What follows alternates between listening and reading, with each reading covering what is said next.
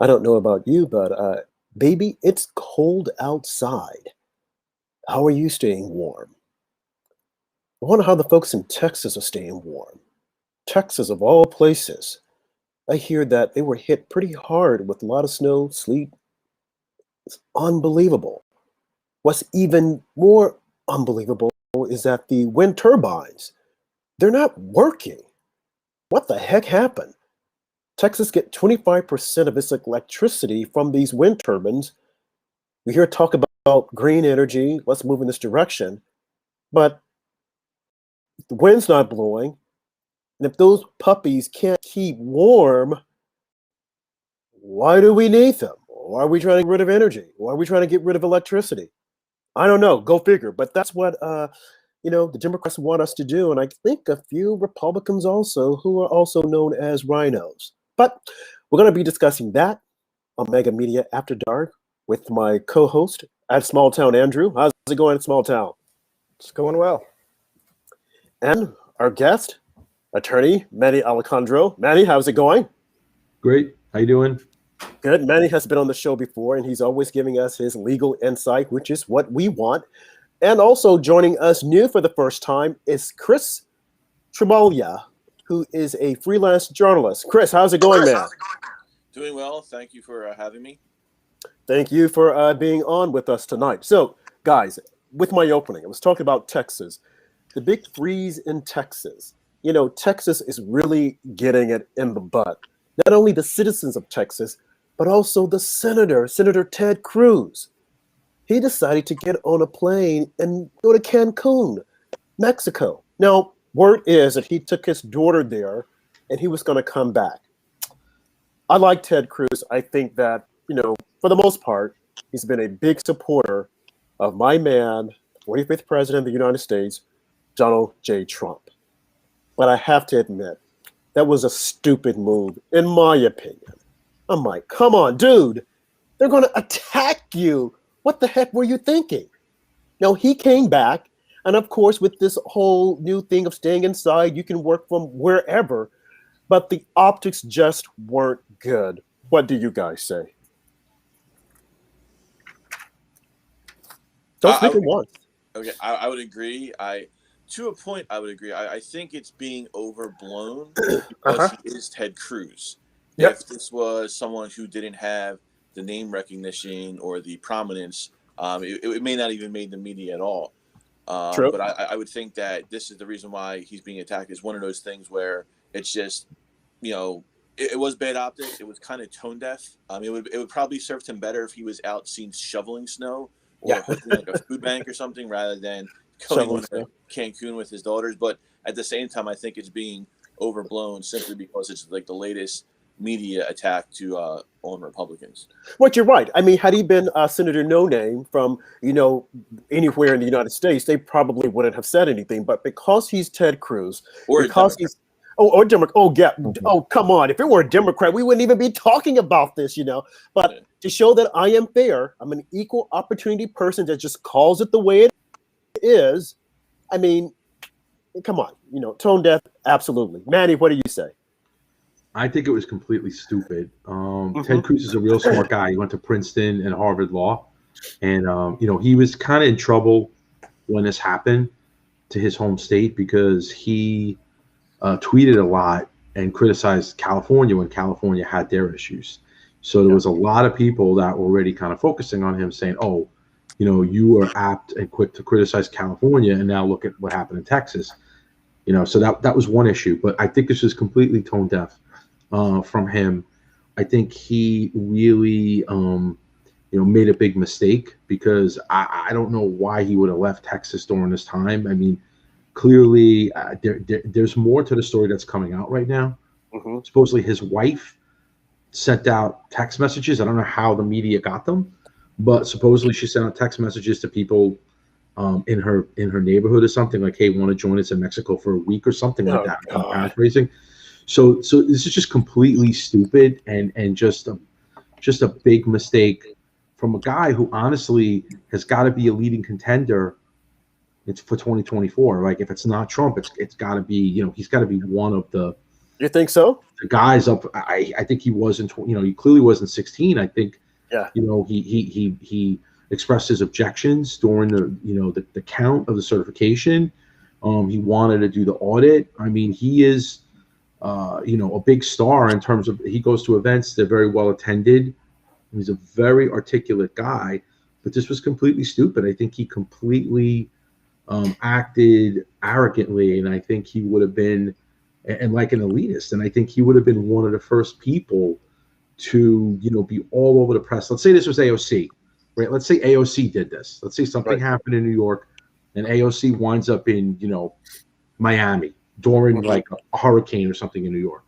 He would be completely critical of her, and rightfully so. So I think, from what I read about it tonight, it's clearly all over the media. I mean, it's viral. There's pictures of him on a plane, and there were reporters when he landed in Mexico. Okay, so the press is all over this, and he was supposed to be there for the week. My understanding is, and then he actually cut it back to a day. So he came back to Texas already, so he's back in Houston. But it's a problem. I mean, I think it's a big problem, and it just shows a lack of judgment, and it just shows, no matter who's in Washington, they're out of touch, right? He's no matter what he says, he's part of the swamp.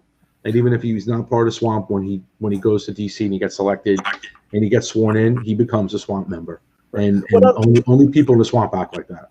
Well, not only that, I mean, one of the reasons why, I mean, I'm like, I've got to criticize him, because you think about when they had the whole shutdown and you had Democrat heads of state or mayors and governors flying all over the place, and we call them out. So when it's one of our own, and yes, I am a conservative Republican, when it's one of our own, we've got to do the same thing. I mean, so, we expect the same thing from him that we do others. Now, of course, Democrats won't do that, but, we have to. I mean, and he shouldn't have done it. He should have thought about it, like you said, tone deaf. But had he been tone deaf, had he been someone else, a Democrat, it wouldn't have been all over the media. But because he's Ted Cruz and his stature, hey, you're gonna get it. So Ted, but you should know that. But that's my point. Is like, when I'm hearing this kind of BS that like we're not treated fairly. Okay, we're not treated fairly, but complaining about it ain't gonna change it. Like, he has to realize that he's under the microscope. Whether it's right or wrong kind of doesn't matter. What matters is he has to be on best behavior because he's under the microscope. That's my point. And if he doesn't know that, then he shouldn't be a senator.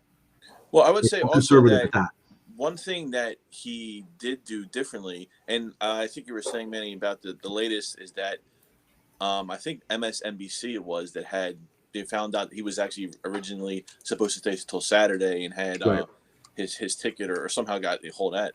Well, I will say, though, he did come back and he did apologize and say it was a mistake, which I don't. Yeah. He did it rather quickly. He kind of addressed the issue pretty much on the spot rather quickly. And I don't know if that would have been done by other people, especially Democrats. Like with the whole Nancy Pelosi thing when she was caught with the hair salon. She didn't apologize and say, "Oh, I had bad judgment." She tried to blame it on the conspiracy that she was trapped and it was a setup. So you could say the whole he's part of the swamp and it was tone deaf and it was a bad choice. But he also did kind of. I feel that I gave him credit for taking responsibility, admitting it was a mistake. I think he kind of fibbed a little bit on the details with the whole he was only going down there for a day. But he did kind of come out and say, yeah, it was a mistake, and he came back, which, we're still waiting for Pelosi to apologize for the hair salon or showing her fridge of rich ice cream and all the other eat cake moments. So, that is a very good point, that he did come back. He did apologize right away, and he didn't place blame on anyone else. And that's what I like about Republicans, is that oftentimes we will say, hey, I did it. I was wrong. I expect full responsibility, and I'm not going to try to blame anyone else like Nancy Pelosi or any other Democrats. They blame everyone except for themselves. Look at Hillary Clinton. She's still blaming Russia for her loss, as opposed to saying, Hillary, you were a lousy candidate. Just accept it. But she won't do it. So, yeah, we've got to cut us some slack for that he did come back and he did say, hey, I was wrong, shouldn't have done it. Yeah, I feel a little bit as to why I was going to go and how long I was going to be there. But, I throw myself on the mercy of the court, So the next topic, Texas and the big freeze and the wind turbines. What are your thoughts on that, guys? I mean, because before this happened, it was like, and still is, we should move in that direction with green new energy, kill the Keystone Pipeline, do this and do that. Not one liberal media outlet has come out and said, maybe we should rethink this. What are your thoughts?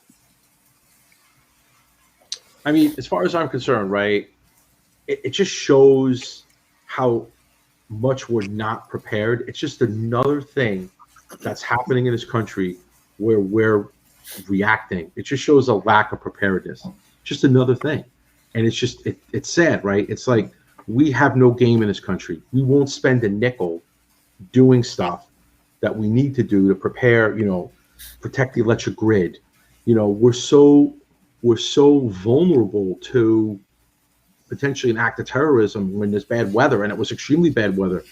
Millions of people without power for days, and they're not going to get the power back. And there's no backup. There's no, we rely upon, plan B or the generators, or it's the same thing that happened with COVID. If you look at COVID, we just had no preparation. And this is the United States of America.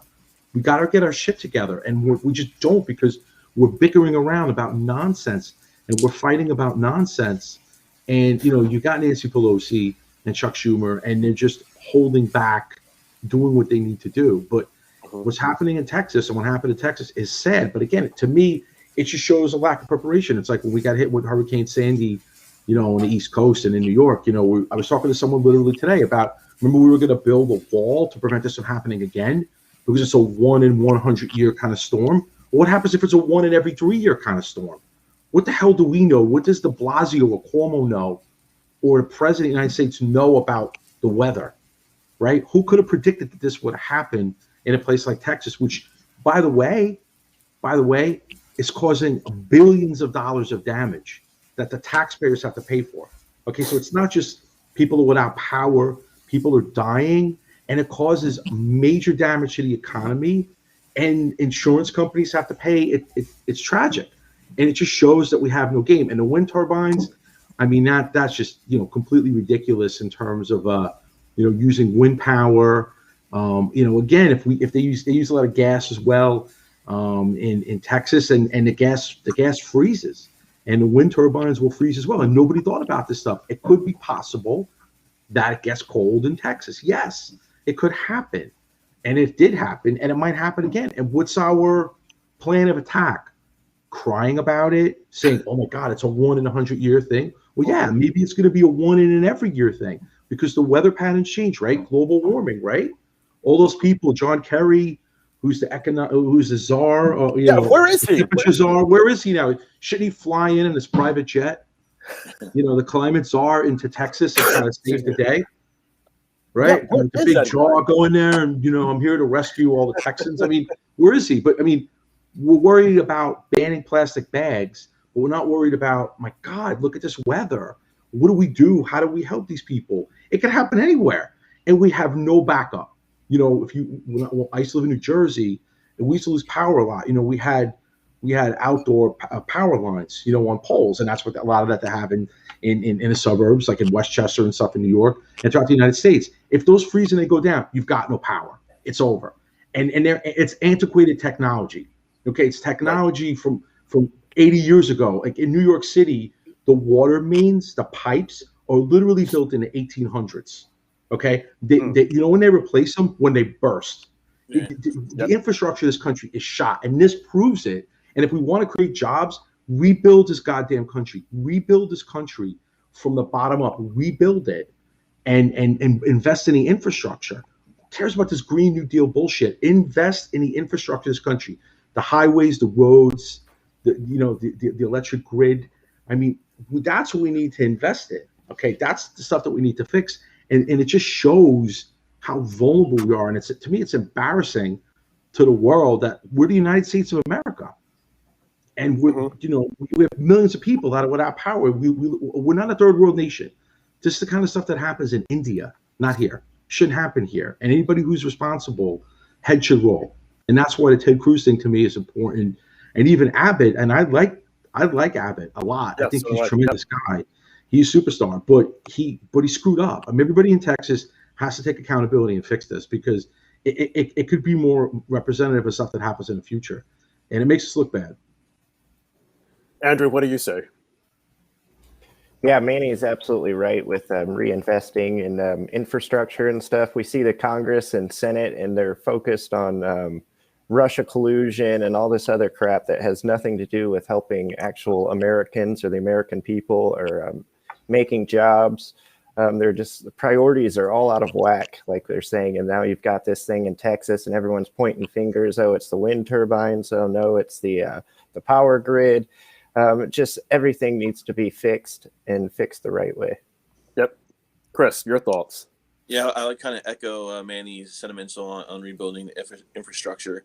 And I think I was actually Trump even brought it out initially in 2016 was a part of his campaign that he wanted to do, and he acknowledged it back then. So this kind of even more so highlights the issues that we need in our country as far as infrastructure.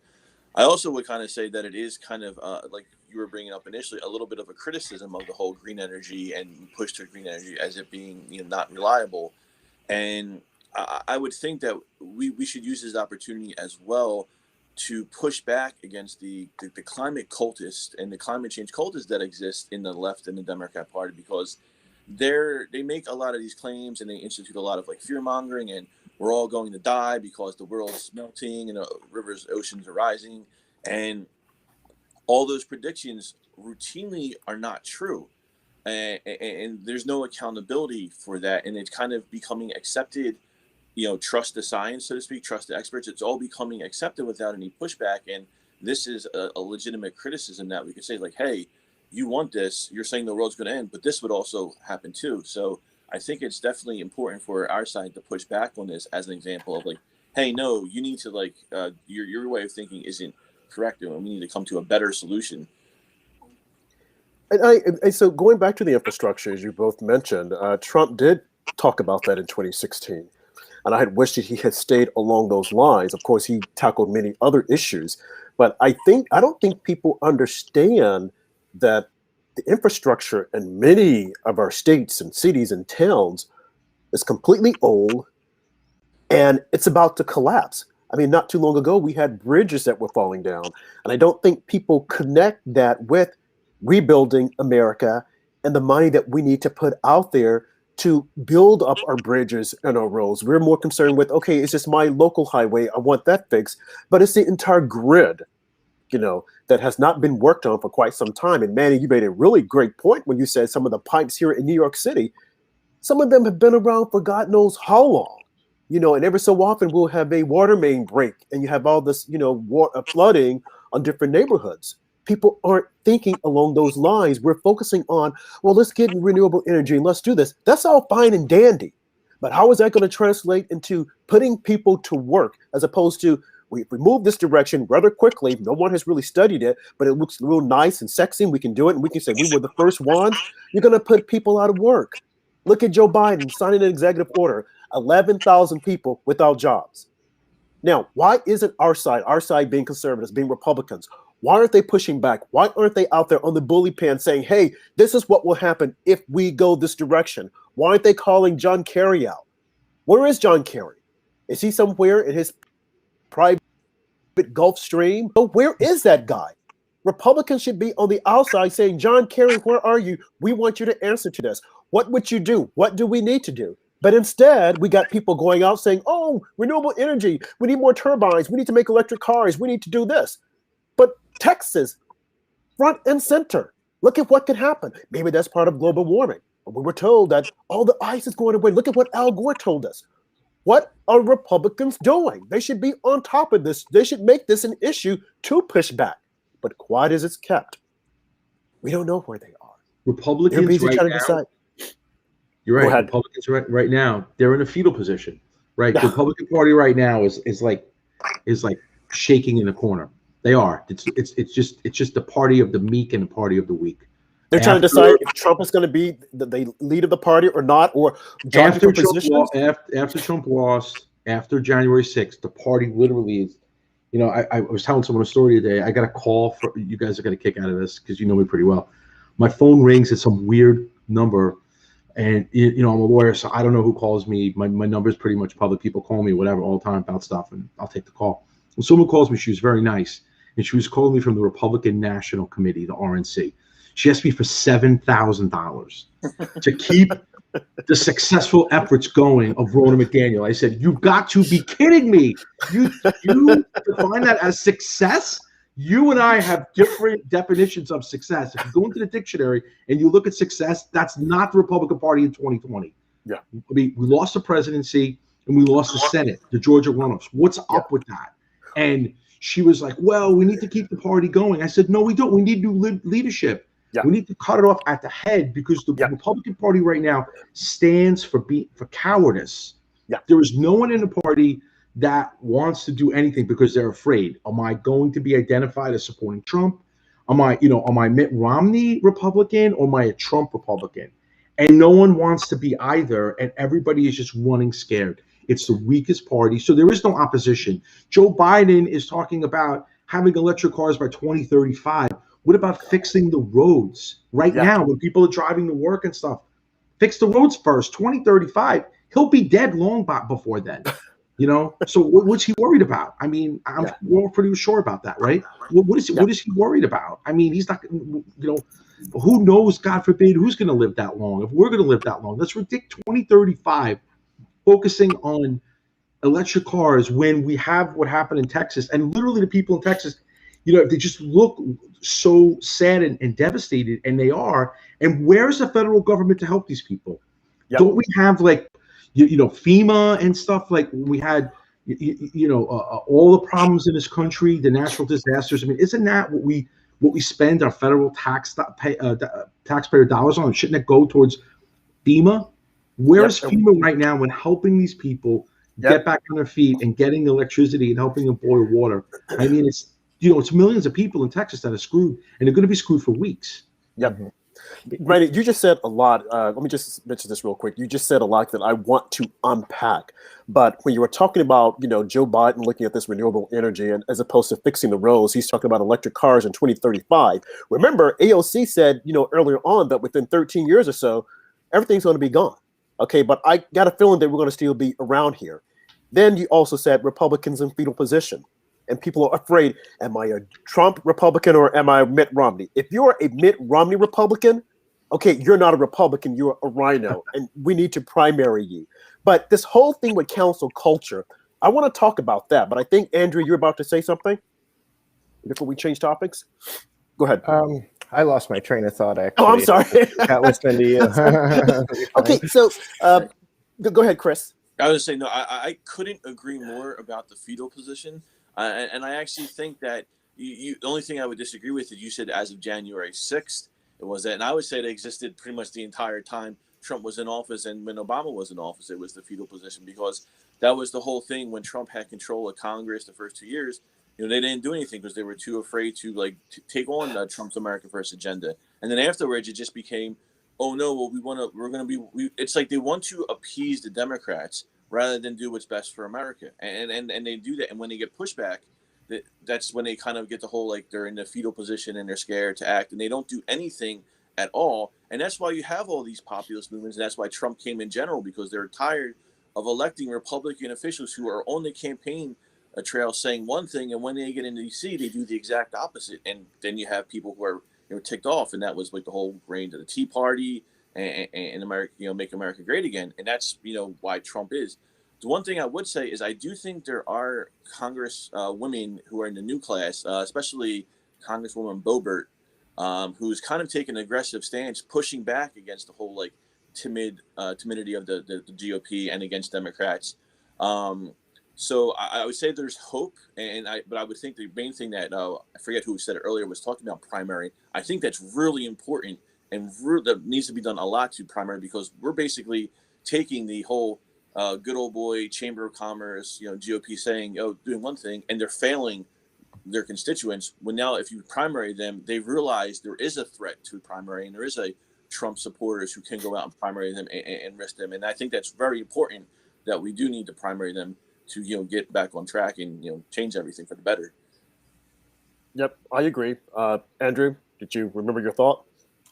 No, but I agree with Chris. Absolutely. We need to focus on getting out people that we cannot be proud of in our party, like the Mitt Romneys and the Lisa Murkowski and Susan Collins and the people who we feel like do not represent us or our values. Definitely 2022 is going to be interesting to see what happens with this split between Trump and Mitch McConnell. Mitch McConnell's gone on record to say that he will not endorse anyone that is a Make America Great Again or America Get him out. candidate or whatever it is. And Trump fired back. We see Lindsey Graham trying to do damage control. It's going to be a show coming up here in a couple of years, see what happens. Mitch McConnell is a loser. We need to get him out. We need to get Lisa Murkowski out. We need to get, what's her name, Susan Collins, Mitt Romney. And, of course, my favorite bench boy, Ben Sass. Don't like the guy whatsoever. We also need to get Adam Zingzanger or whatever he calls himself out. There are a lot of rhinos there. Now, Lindsey Graham goes backwards and forward.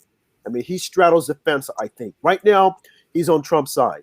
Now, who knows what's going to happen down the road? But I've got my eyes on you, Mr. Lindsey. Okay, I'm watching you closely. But there are a lot of people out there. I mean, you're right. They're in the fetal position. They are afraid. I mean, you need to stand up and say who you stand for, who you support, or just leave the party. It's not Mitch McConnell's party. Okay, now I know that these folks are afraid, especially with this new era of cancel culture.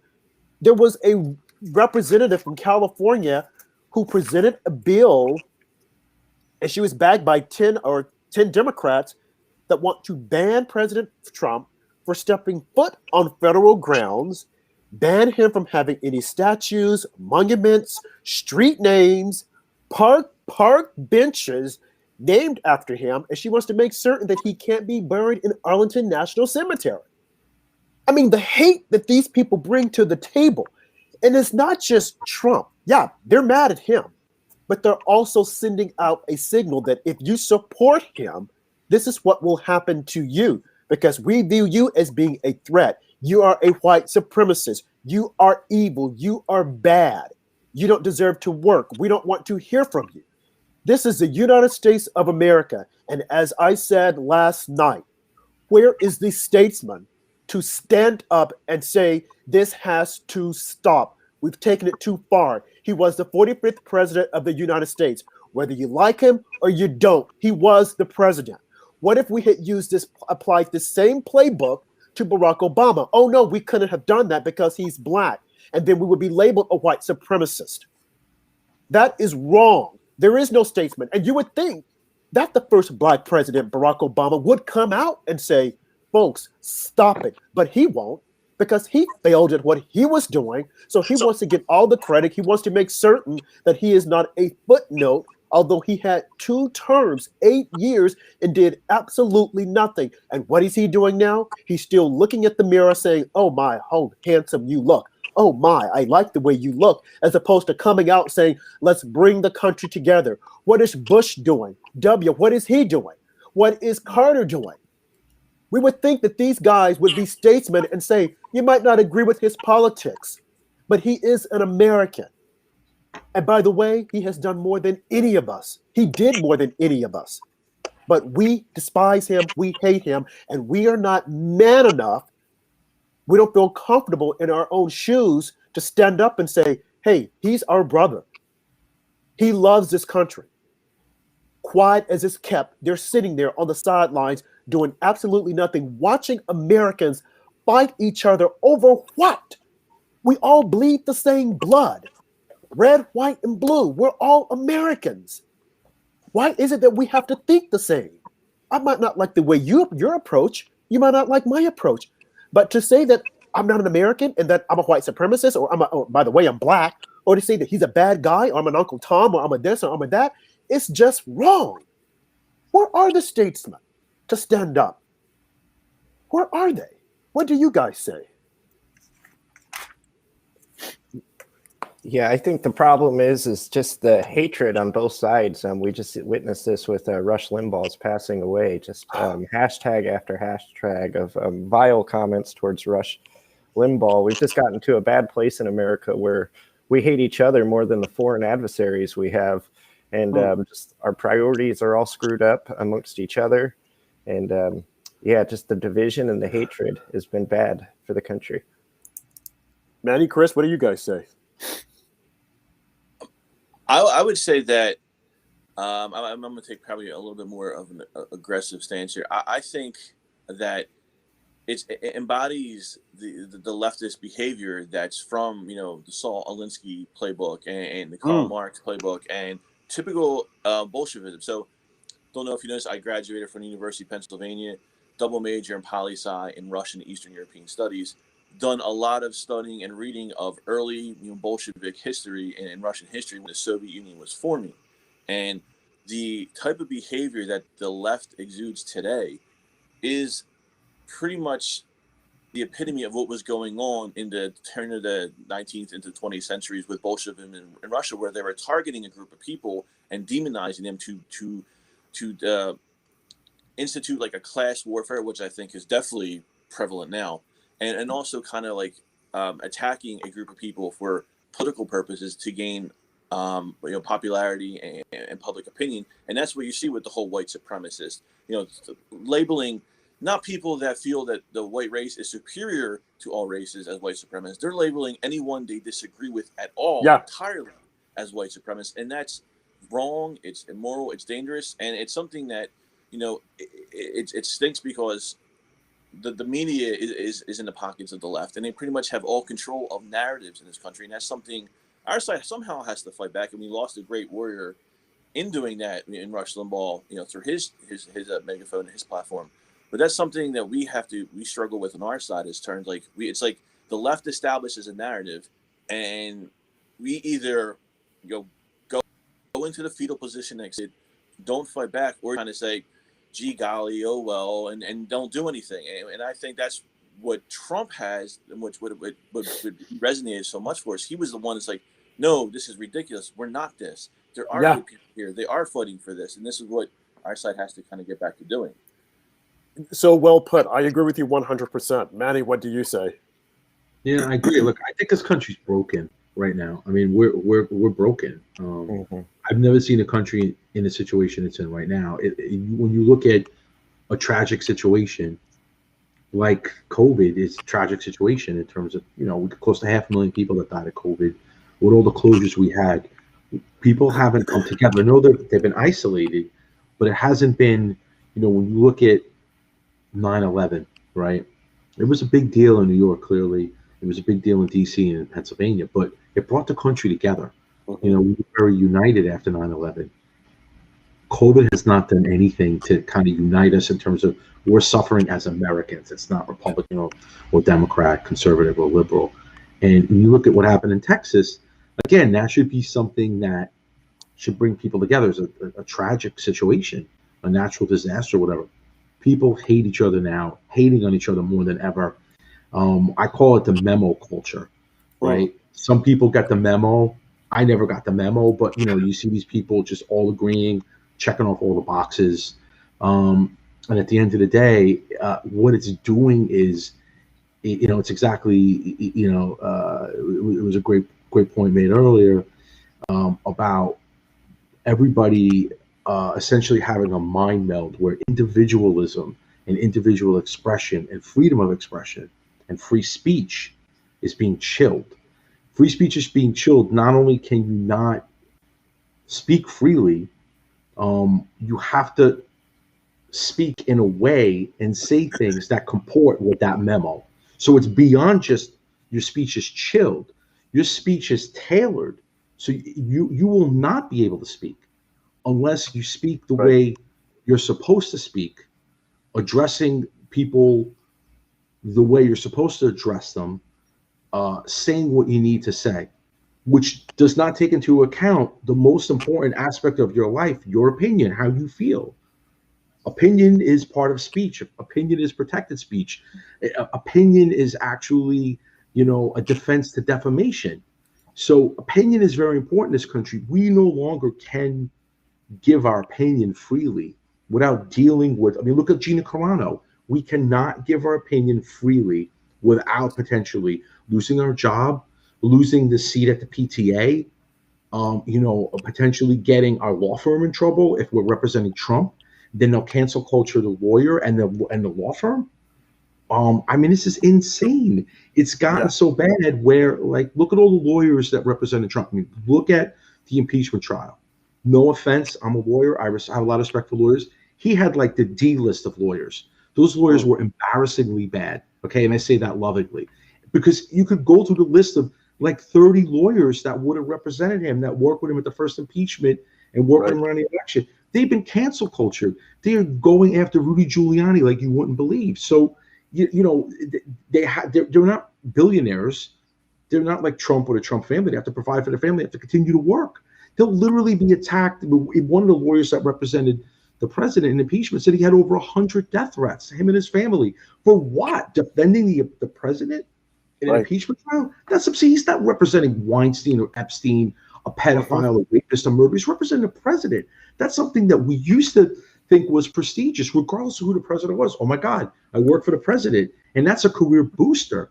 Now you're totally shut down.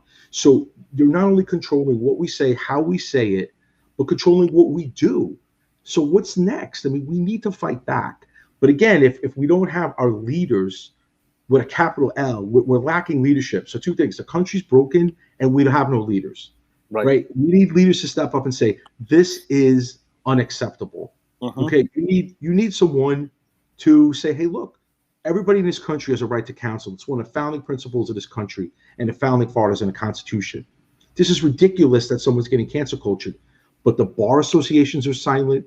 The lawyers are silent because they're afraid themselves. They don't want to be cancel cultured because now it's going to hit them in the pocket. They're going to lose clients. I mean, why do you think lawyers didn't represent Trump? Because they work for big firms. And say someone works in real estate or in a department in that law firm that has nothing to do with politics. Elections come every couple of years, every 4 years, a presidential election. The election law section of a law firm is not a money-making institution. Imagine a negativity on a big law firm if you're representing Trump. You lose millions of dollars of business. So how is that right? But again, I don't think people are not lawyers are not representing Trump because they don't want to. I think they're not representing Trump because they can't. They just don't want to put their firm out of business or literally get death threats. That has to stop. As a culture, we need to say it's wrong. We need to have people disagree with us. We have to agree to disagree. If we all just nod our head and agree with each other, then we're going to have, one social media group for all the liberals, one social media group for all the conservatives, and we're going to live like factions. We're never going to live in the United States of America. It's going to be the ununited states, because the divided states, because everybody's going to disagree. And maybe you move to a state like Florida where you feel like people agree with you, and you move out of a state like New York where you feel people disagree with you. That's just not sustainable. I mean, it's interesting to debate people and discuss things and to disagree with people, because that's how you learn, because maybe you're wrong or maybe your perspective was wrong. But to judge people based upon how they think and what they say, it is preposterous, because we're going to have the dumbest generation of kids coming up, because they're going to be afraid to disagree and say, respectfully, I disagree. If they say that, they're worried they're going to get a bad grade. Right? I mean, look at kids in college. If they disagree with a professor in a political science or history class, what happens to you? You worry you're going to get scalped. Like in law school, you worry you're going to get a C. So you're like, well, yeah. You agree with the nonsense, and you just nod in approval. You might not agree with it, but you're afraid to express yourself. It's like you're afraid to say you voted for Trump. When they do these focus groups and they ask people that voted for Trump, people don't want to admit it. Like, the next day, you're going to go to work and someone's going to say, oh shit, man, he voted for Trump. Get him out of here, fire him, and then I'll be fired. And then what happens? So I'll try to sue my company, and I'll have some liberal judge and say, that's okay. Political class is a protected class. You were fired because you couldn't perform. You suck. Terrible. You're out of here. Goodbye. I mean, that's kind of the world we're in, and I just think it's sad. I think we need to do something about it, because if we don't, I'll tell you, this is the kind of problem that only gets worse. It's just it's not going to get, unless we try to stop it and slow it down. It's just going to get progressively worse and worse. To me. That is a great point. That's what I was saying earlier on. We need someone, a statesman, or something to stand up. Like you said, when you have these attorneys who, not that they didn't want to, they wanted to, but they were afraid. They have families to take care of. And when you have this one attorney to come out and to say his family received death threats, And then the media refuses to cover it. They refuse to say anything about it. But the moment AOC says that they were banging on her door saying, "Where is she?" everyone is going to cover it. Now, okay, maybe she was afraid for whatever reason. But here you have attorneys that are saying that they received death threats. Throughout the Trump's presidency, his cabinet members were harassed and were threatened. And quiet as it's kept, no one said anything about it. So my question to you all, why do you think people aren't looking at this and saying, this is wrong? We can't live like this. We can't silence our neighbors or our coworkers because we don't like what they're saying. Why do you think people aren't speaking up and people aren't just right out mad? What happened? How did we get here? How did we become the society that's almost akin to things that were taking place in Germany, things that are taking place right now in China? You dare criticize the government or they'll come after you and put you in some type of camp. How did we get here? How do you guys think we got here? Go ahead, Chris. No, yeah, I spoke earlier. You go for it. I was just going to say, I think a large part of the problem is at least 50% of the country maybe agree with the media and listen to the media. And as far as they know, the only people getting silenced and censored are evil white supremacists because they believe the media's narrative. So they're not worried about people getting silenced because they think they're getting silenced for the right reason. And they're just not educated on people like Rob, for example, getting banned from Twitter and not being able to give his opinion on things. Right, but I can just add on to that. Then, Chris, you can definitely jump in. Like they're thinking that it's the people from the right. We don't want to hear from them. But soon the pendulum will swing in the other direction. Just the other day, as I mentioned last night, you had a black woman who was being kicked out of med school because of postings that she put on Twitter referencing WAP, which is a song by Cardi B. You guys go figure it out if you don't know what it is, just in case we have kids watching. But she was posting something and she was dressing provocative and she said a lot of other things. So they saw it, someone reported her and they said, okay, we have an issue with this. You broke the policy of the university. We're not going to let you enter med school. We're going to kick you out. Now, her position was that they were attacking her because she was a black female. Now, not only was she a black female, but she was a liberal. So I'm saying, when I'm looking at this, I'm like, no, you got it wrong. It's not because you're a black female. Right now, black females, that's the flavor of the month. If anything, they're going to like uplift you and say, do whatever you want to do. You're being canceled because they don't like what you're saying. So, but she missed it. So it starts there, and little by little, they start canceling people if we're saying something that they don't like or we're doing something that they don't do. I saw an interview the other day by some rapper. He was referring to Steve Harvey's stepdaughter. And the words that he was using, he was saying in this and in that, in. Of course, it was Source Magazine, a rap magazine. But just imagine the other people that have used the N-word. Look at the country music star that used the N-word. They had to cancel them. Okay, you can't use that. So it's like, folks, look at what's happening. Look around you. Right now, yeah, they're singling out the people on the right. But before long, the pendulum will swing the other direction. And you will be affected by it before you know it. Go ahead, Chris. It's actually funny you brought up that Tennessee story because I have an article coming out with Campus Reform on that whole thing. Oh, great. We definitely want to read that. Yeah, hopefully within the next week or so. Because I actually, FIRE got involved. I'm sure you're familiar with that organization, the Foundation of Individual Rights and Education. So they got involved on her case. Even though she, like you were saying, she's a liberal and they're pretty conservative, they kind of just took up the case anyway because it was the right thing to do. One thing I did want to say, though, is when you were asking, like, how did we get here?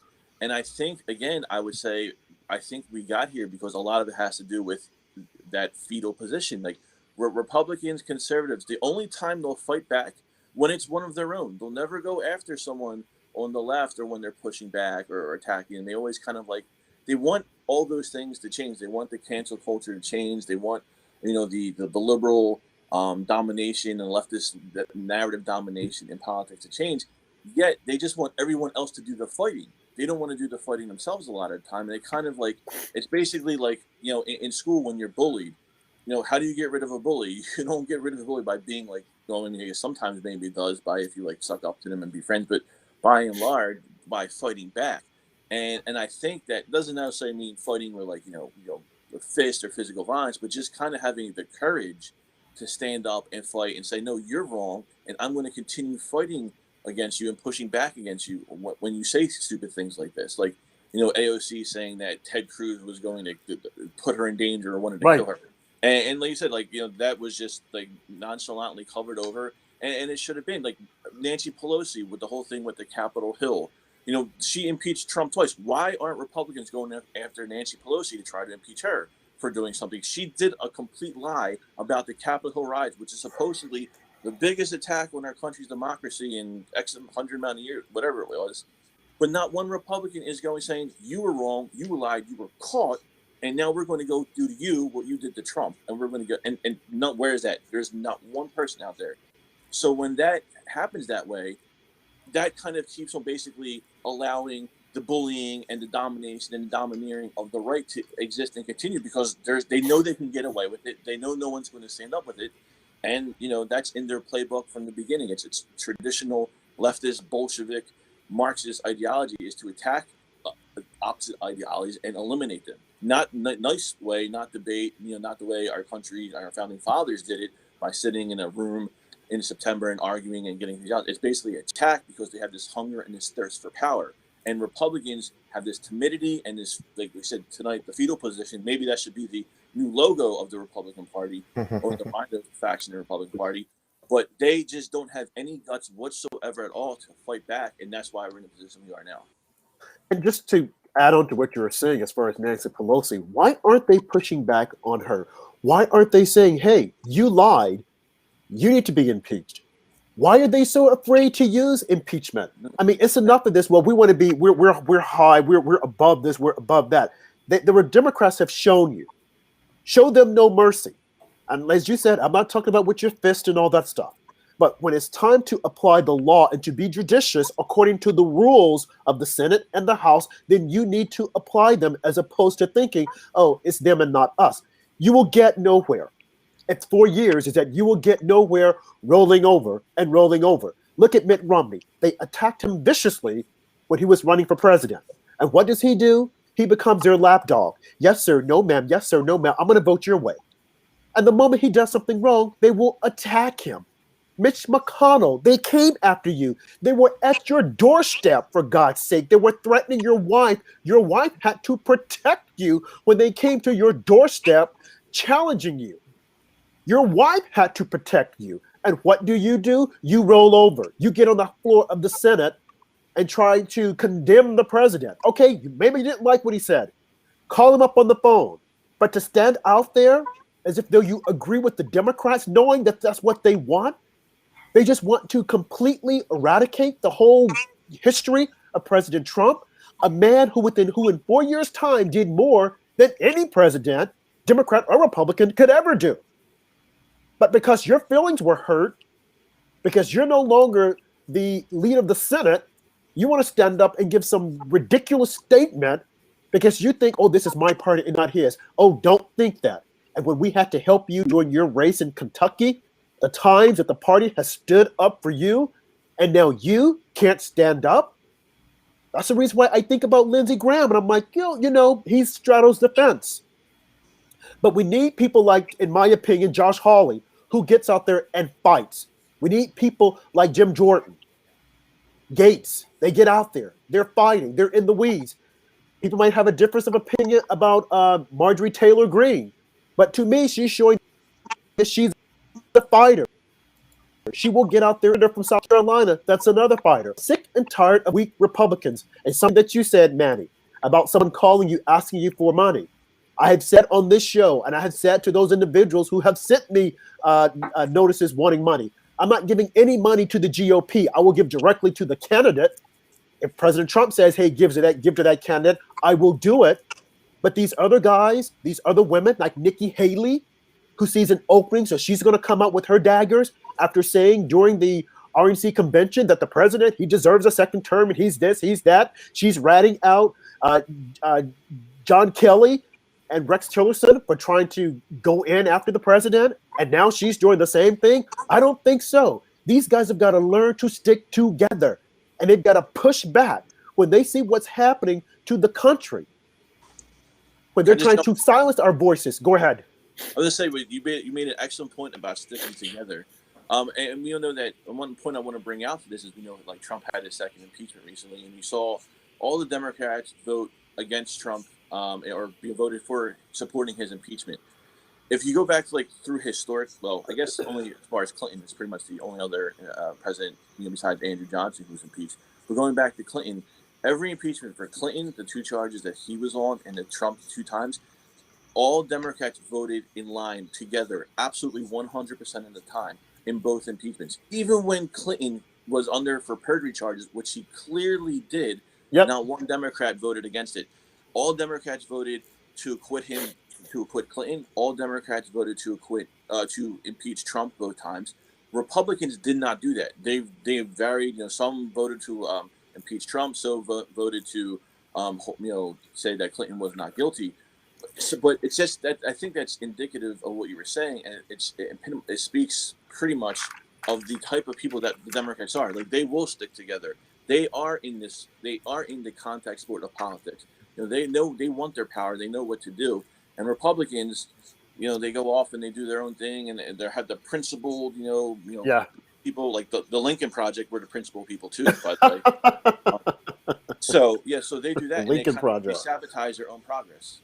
Yeah, you're so true. You're right about that, how the Democrats stick together. And they also get up on the floor and give these eloquent statements like Jerry Nadler as to why they shouldn't impeach the president and why they shouldn't do this, and Nancy Pelosi. Whereas Republicans, they stumble and they stumble and they stumble. And just mentioning the Lincoln Project. Are you serious, Rick Wilson? That's another knucklehead. Yeah. I'm like, this is a reason why Republicans always end up losing. Because they don't know how to stand up and do what they're supposed to do. They're always in the fetal position. Oh, well, they won't like me. Oh, I've got to do this. Mitt Romney knows that no one likes him. Okay, he knows it. But yet and still, he will waddle in there and thinking, oh, well, I better vote this way. Ben Sass, he's nothing but an ass. But yet and still, he'll sit there, as if though I'm this high authority and I can call this out. No, they don't care about that. They're steamrolling over you. Plain and simple. Mitt Romney has the unique moniker of voting to convict the president twice. He was the only Republican the last time, and he's one of the 7 this time. But I'll tell you something, right? The Republicans pillow fight. They don't fight to win. If in an MMA match, they don't do the ground and pound. They just kind of pillow fight. Okay, they're just lightly tapping. Okay, the opponent to give appearance that they're fighting. But they're not, just to raise money from their constituent base and trying to get reelected, but they're not fighting to win. If you look at this impeachment trial, right, that happened, something's going to come out. There's going to be an investigation, and what's going to come out of the investigation is that the president did not incite violence. This was planned. There was, premeditated efforts. People showed up ready to do certain things and attack the Capitol. Excuse me. This was not, done by the president, inciting violence. And, sorry. No worries. Choking here. And Nancy Pelosi, she could have waited for an investigation to have been done. But she didn't. She just moved forward with impeachment, knowing that the president would be acquitted. And when the House moved for articles of impeachment, there was no due process. So why was it done? Right. It was done to harass the president and threaten MAGA supporters and make MAGA supporters feel, that they're in a bad situation. Mm-hmm. And what's really crazy about it is the fact that no Republicans have actually said that in terms of why we're moving forward with impeachment without any evidence. Usually what happens, right? Trump's out. So impeachment is done to convict and remove the president. The president wasn't there to be removed. So impeachment was fake, but nobody contested it. Waste of taxpayer money. Terrible. Right, absolutely. What you said is that not only did she impeach him, but she did it right after the riots, why didn't they move forward? Why did they wait until after the inauguration and then say, okay, now we're going to have the trial? I mean, she could have done all of this at the same time, but she knew that he was going to be acquitted. She didn't have the information. She didn't do the investigation. She just wanted to rush this through. There's Why no reason to can't rush it. Republicans? No reason at all to rush it. Right, Not one. There right. was not one reason to rush it. And It so- could have and why- waited. It could have waited until the investigation was done. They were going to have you know, they're going to get essentially going to create a commission. Yep. To investigate it, and then they'll prepare a report. There'll be testimony, and then based upon that, if there's something to kind of like the Mueller report, right? They didn't impeach before the Mueller report. They impeached after the Mueller report, right? So at least it was totally wrong, but at least they did an investigation. They had the Mueller report, then they impeached. This is completely ass backwards, and it was done to harass. It was done to further divide and beat down the Republican Party. That right now, you know, is in a bad situation, like we're saying. It's really messed up. And I'll tell you, the scariest part to me is that, you know, someone like Marjorie Taylor Greene, who is, you know, very gutsy, and she's very tough. You know, she's been vilified, and the Republicans didn't even support her. She barely got the support of Republicans. She's off all the committees in the House, which is crazy. And you know, she expresses her mind. And the point is, she's got guts, and we need whether people disagree with her and disagree with her stances, that's fine with me. I'm not saying I support her stances on things, Right. And her positions on things, but I'm talking about her personality. I'm Right. talking about how she got elected, and I'm talking about how tough she is, and the fact that she was able to withstand this incredible scrutiny. She apologized for certain things she said, positions she had taken, but she didn't give in, and she didn't give up. And we, you know, when you look at Mitt Romney, you know, all he cares about is himself. And the reason, let's be clear, the reason that Mitt Romney voted for convict Trump again is because he sees a lane. You know, he's older, but he's in good shape and stuff like that. He thinks he might be the nominee if the party reverts back, if it's a Are pendulum. you serious? Trump on one, absolutely 100%. If Oh the my party God. is Trump on one side, Romney is the stud on the other side. He thinks he's the stud on the other side. I'm telling you, it's Oh it's my gonna be God. Romney and Sass kind of. Oh my! I'm getting sick. I'm getting sick. Lindsay Oh Straddles, you know. Oh my you know, yeah, no, Oh my God. he's Jeb Bush. He's Jeb Bush.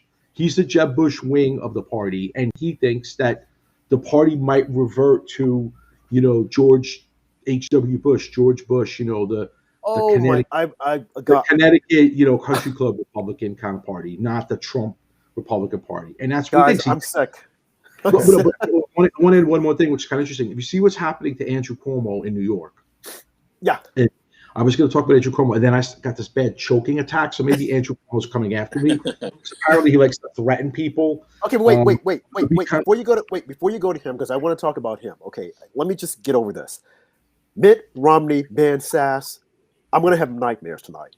I want the both of them kicked out of the party, thrown out of the party. He just got tossed out of the reelected. party. He just got reelected in 20. Yeah, that's the he thing. got reelected. Oh my! I never saw that. I never saw it at all. He I sees never a link. thought that. Same thing with Chris Christie, right? I mean, these And guys. Chris, They see blood in the water. Chris Christie sees cheeseburgers or whatever in the water. French fries, I don't know, whatever. Chris, you were shaking your head. So you think Mitt sees a lane also? Oh, I absolutely wholeheartedly agree with Mandy. I think he's like self-serving and he sees a way. Like I think he how many were like when Nikki Haley came out today or a couple of days ago saying Trump's no longer going to be a focus of the party. He was wrong for what happened on January 6th. And then after the polls came out that showed that 75% of Republicans are still supportive of Trump, she tried to arrange a meeting with Trump, and Trump blew her off and said, "Get lost." So there is definitely that faction of the Republican Party that says the anti-Trump, the never Trump, the Lincoln Project, people of the Republican Party who are definitely feel that the MAGA people are beneath them and they're like this, the dregs of society and they're the trash of society, and like the enlightened, classy, sophisticated Republicans will somehow come to their senses over the next 4 years and then vote for someone like Romney. So I absolutely agree 100% with Manny. So, Chris, you said that that Trump blew off? Who went to him? Who came for a meeting? You froze up. Nikki Haley. Oh, Nikki. Oh, yeah, her. Yeah, what about her? I mean, everything that you guys said is so true, but this whole thing with Mitt Romney and Ben Sass, I mean, I will have nightmares tonight because I don't like those two. Yeah, I know that Chris Christie sees a path, and he's probably chasing cheeseburgers. He definitely sees a path. That's the reason why he has always straddled the fence. He's probably broken the fence, but yeah, I know he sees a path, but I never would have thought Mitt Romney and Ben Sass. Now, I'm gonna pivot quickly because I definitely want to cover Cuomo. Just going back to what you were saying about Marjorie Taylor Greene, and no one was defending her. And you look at Eric Swalwell. Why is he still there? Why haven't Republicans put a target on his back? Why is Ilhan Omar still there? And if you recall, when Trump was president, and they said that she being Nancy Pelosi, should censor Ilhan Omar for some of the comments she made about Israel, what did Nancy come out and do? She put out a blanket statement saying that we have got to be better. We've got to rise above this, trying to encompass the president. But never once did they say, Ilhan Omar, shut up. But for Marjorie Taylor Greene, oh, we've got to kick her off the committee. We've got to do this. Same thing with Swalwell. They should if Nancy Pelosi didn't remove Swalwell from the Judicial Committee, Judiciary Committee, then the Republicans should have voted, even knowing they wouldn't have the votes, just a demonstration of opposition and that they have cojones. But they lack cojones, that they do. And they did not, right? And they did not. And he's attacking Trump during the impeachment. Right. I mean, it's preposterous. This guy is, someone who potentially, committed treason by providing confidential information, secret to Bang Bang, to a spy, to Bang Bang for years, and had an intern work in his office who knows what she had access to. Right. Right. Well, I know one thing she had access to his zippers, apparently. I'm not talking about Bang Bang. I'm talking about the intern. We know about Bang Bang. I'm talking about Bang Bang was so successful. She got an intern in the office who had access to his emails and his files. I mean, my understanding is there's no barriers in terms of information and stuff when you work in a congressional office. So everybody who works there has access to stuff. And he's on the Judiciary Committee and he's on the Intelligence Committee. So he gets all the super secret information, and he gets stuff that other members of Congress don't get. He gets stuff at the level of President and National Security Advisor and Secretary of State. That's how crazy that is. And because Nancy Pelosi didn't do the right thing, Kevin McCarthy should have said, "Hey, let's vote to strip him from all committees," like they did with Marjorie Taylor Greene. But they didn't do it, and now it's over. Now it's an old news cycle. It's done. Yeah, but just going back to that, one of the persons that I wanted to mention was Kevin McCarthy. I mean, I don't know about you guys, but I don't think he's strong at all. I think he's weak. If he was unable to get the Republicans to follow lock and step and say, "Hey, we're going to support her. We don't like what she's saying. We're going to call her and we're going to talk to her." But whenever you have these individuals, I got to vote for my conscience and I got to the Liz Cheneys of the world, I guess the old guard. Well, I'm going to do this. It gets you nowhere. Do you think that you're going to get Democrat votes by going against your own party? Well, Kevin McCarthy he just wants to be Speaker of the House, so he's trying to figure out how many seats do I need to flip in 2022 or 2024. He's a loser. That's all he's doing. He's hanging back because he doesn't want to do anything super controversial because he doesn't want to, knock himself out of that position. He's just waiting, and I'm telling you, I know this for a fact. He's just waiting. Yeah. Until he thinks, the Republicans picked up seats in 2020. The Republicans picked up a couple of good seats in 2020, flipped from blue to red. And they have a shot in 2022 if they come out of fetal position and fight, and he could be Speaker of the House. That's his dream. So he's just kind of stepping back, and he's not going to do anything that's going to rock the boat right now. All he cares about is himself, and not the poll. Speaker of the House, and then he becomes Speaker. Right, and when he becomes Speaker of the House, what will he do? Absolutely nothing. It's like these guys.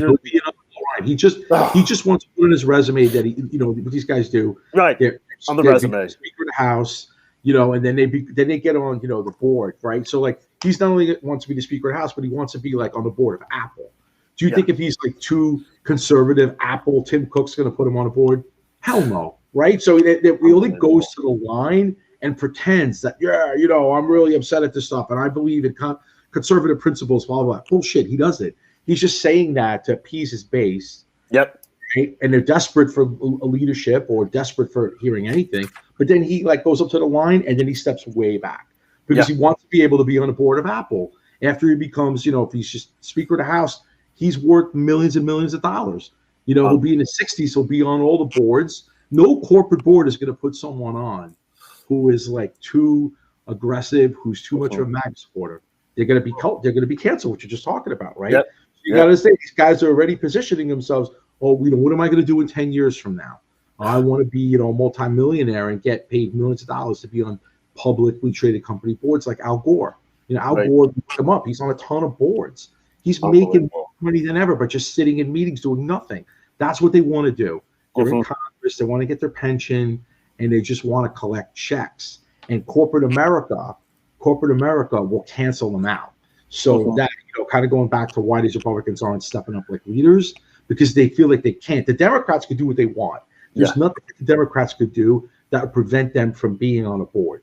Any issue that's, the Republicans take up right now is accepted by corporate America.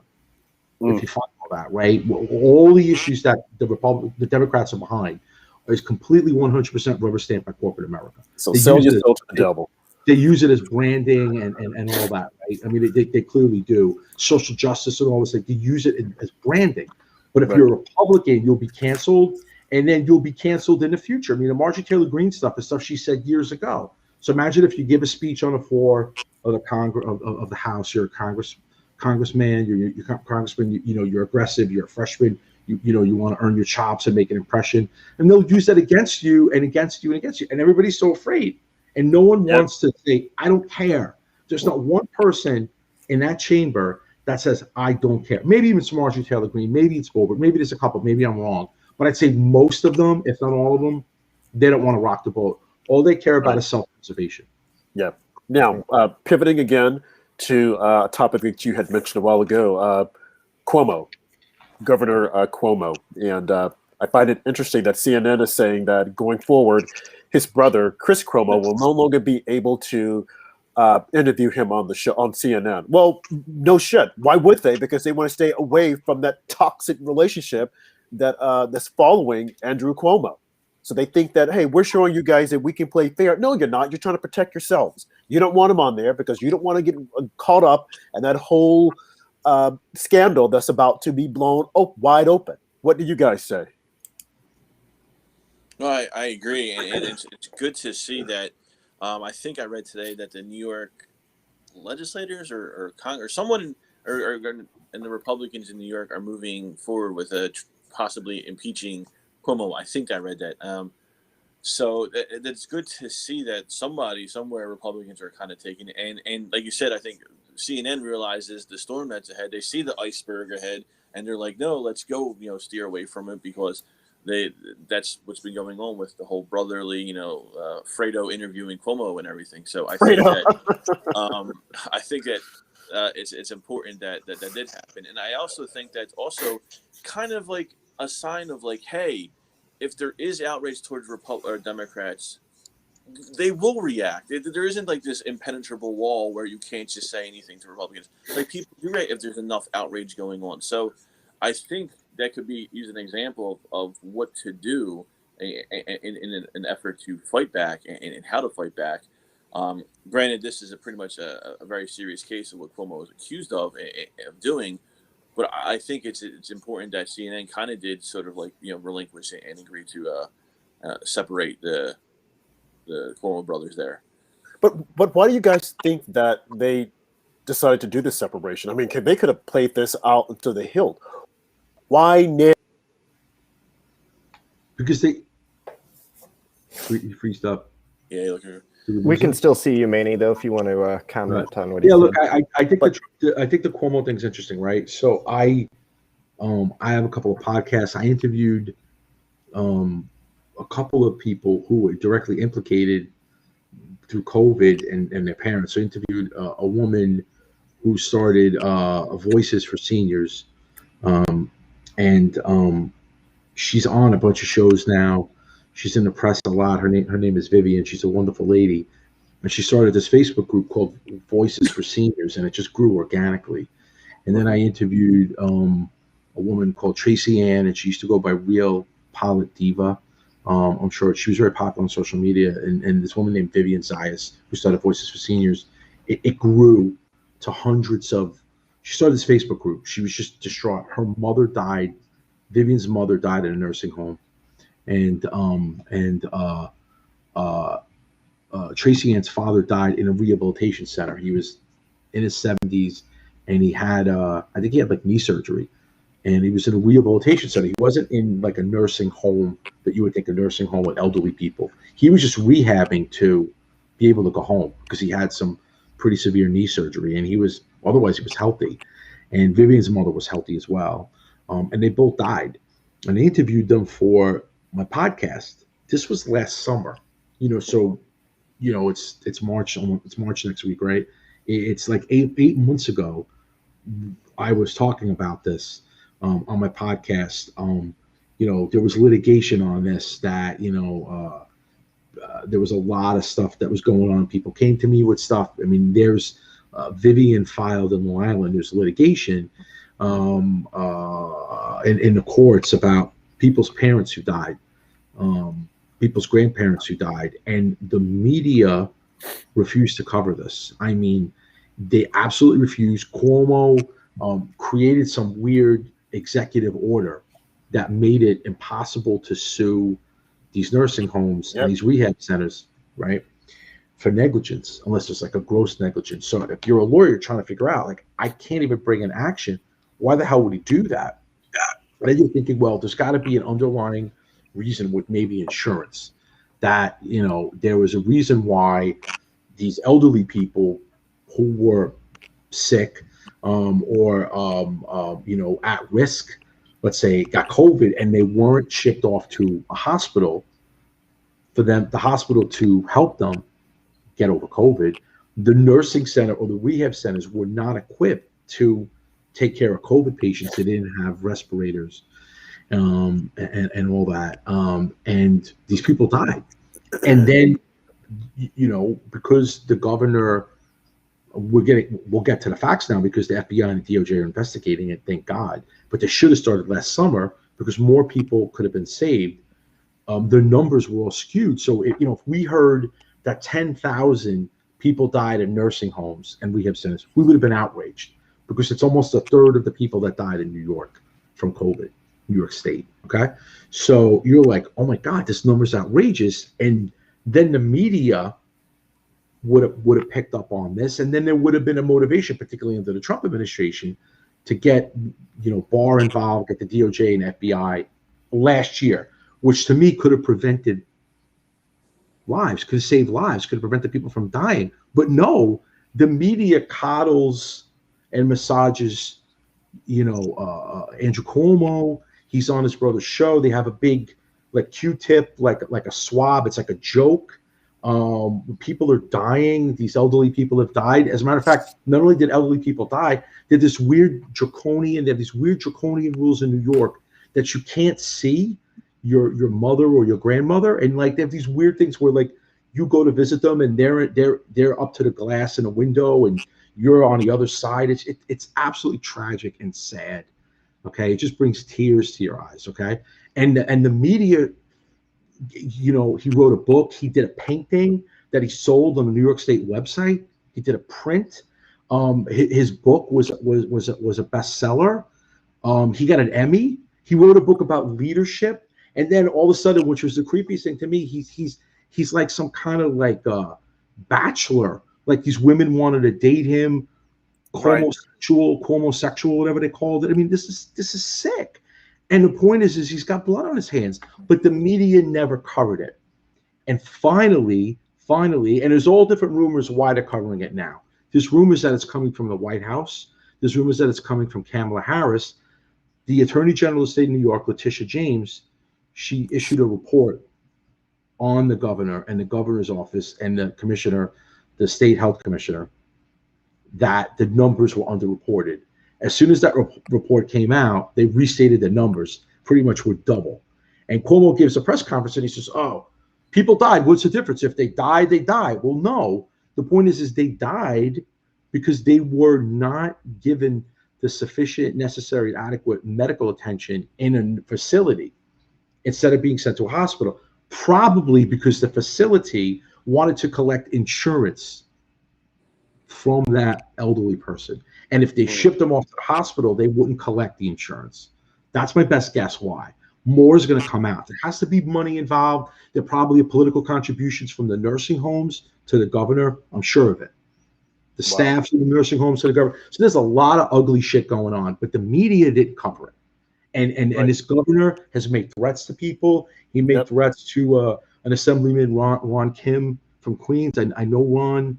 When I ran for public advocate, he was one of the 17 candidates with me. Ron's a good guy, and he showed text today that Cuomo was texting him and calling him. Essentially, Cuomo was calling him and bullying him and threatening him. Okay, I mean, who does that?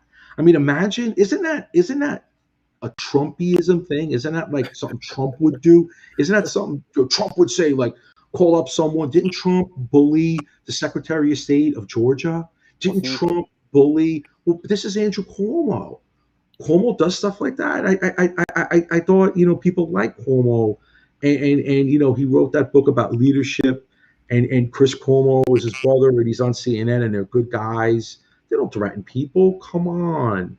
Yeah. And Chelsea Handler has a crush on Cuomo, and all these women have a crush on Cuomo. And, are you kidding me? The media completely covered it up. They did not want to expose the reality. This is so significant that Cuomo will never be the same. He's never going to recover from this. If he gets through it, and I'm not sure, it's a 50-50 proposition of whether he's going to get through it. And I'm kind of leaning maybe 60-40. He's not.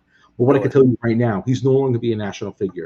The New York State legislature is voting to strip him of his powers, as Chris mentioned. So he's not going to have any executive authority in terms of doing executive orders for COVID anymore. They're gonna neuter him, okay? And this is just the beginning. They're really going to go after him. There could be an impeachment movement against him, and he clearly is not going to be a figure in 2024. And that's where the rumors are coming in. That stuff's coming from the White House, because the rumors is that Kamala Harris is worried that he's so arrogant, he's not going to get in line and say, "Oh, I'll wait." He's like, "No, I want to run," and he'll run against her or run against Biden. So the rumor is this came from Washington, but it also could show how the cancel culture could be, cannibalistic.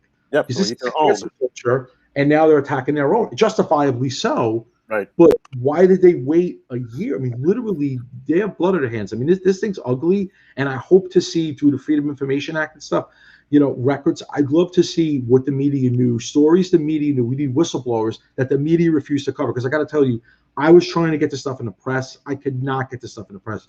Nobody wanted to cover this thing. And there were hundreds of people that were in this Voices for Seniors Facebook group. Now Vivian is all over the place. She was in a post, she wrote an op-ed. She's on every network. She was on Newsmax the other night. She was on CNN. Tracy Ann was on I think she was on Laura Ingraham. I mean, she's both of these women have been on nonstop, press junkets. But literally, their parents died 8 months ago, and because of the fact that this wasn't given a proper attention, thousands of other people's parents died because of the fact that this cover-up kept going on. That's the most tragic part. So the media has blood on their hands too. It's a very serious and tragic issue, and it's horrible. I mean, Cuomo is the most dangerous governor in the United States. Not one governor, you can say anything you want about any other governor, no one governor, even Gavin Newsom, has the blood on their hands that Cuomo has. I believe you. The guy is a very arrogant egomaniac. I mean, we would like to have those Vivian and the other person to come on the show. So if you're able to make that connection, Manny, please feel free to do so and come on with them, because we would like for them to tell their story. But without a doubt, I mean, but it's interesting when you say that this might be coming from the White House. They're eating their own, because Cuomo definitely has his eyes set to be president. He's always wanted to be president. But with this hanging around him, I think that's all she wrote. What would you say, Chris? No, I would agree, and I think that if everything comes to fruition the way that it's seeming that it will, he won't be standing a chance for 2024 or any serious political future as well. And going back to what Manny was saying about the cancel culture eating your own, I mean, it's all very kind of like Orwellian Animal Farm. Like bullying is bad. Bullying is bad. Some bullying is worse than others. And it's just kind of like this cancel culture is they started it to kind of get in power, and now they're kind of like it's the next level, just like it was in Animal Farm, to make the literary reference. Is now they're kind of like squabbling with one another to get to the top position as well, because it's all just the whole thing was not predicated in some moral righteousness. It was more predicated in like a power play, and that's what's kind of coming to fruition now, I think. Andrew, your thoughts?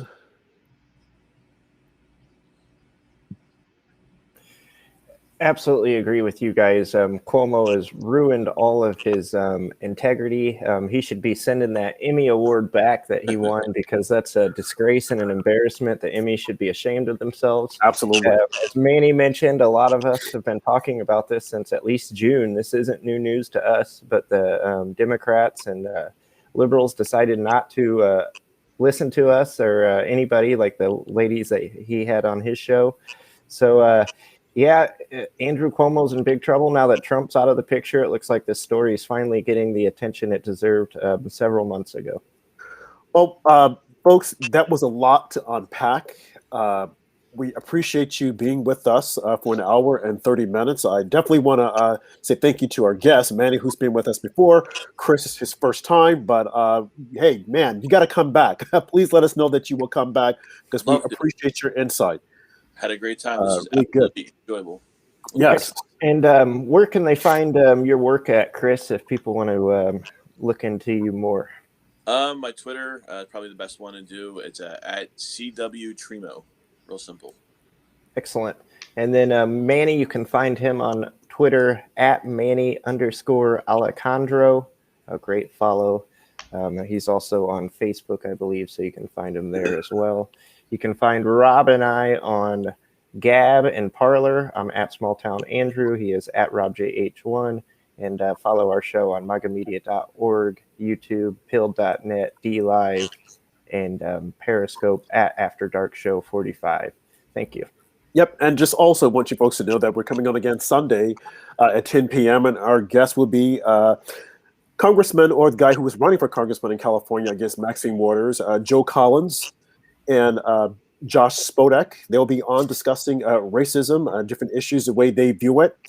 And next Thursday, we'll have Michael Loftus, the comedian, who will come on live, and he will co-host with us. So you definitely want to tune in for Sunday's show at 10 p.m. and next Thursday at 10 p.m. So we got a whole lot of guests that are lined up. You don't want to miss an episode. And if you do, you can always find us on Facebook or YouTube, magamedia.org. Thank you all. Have a safe and blessed night. Go GOP.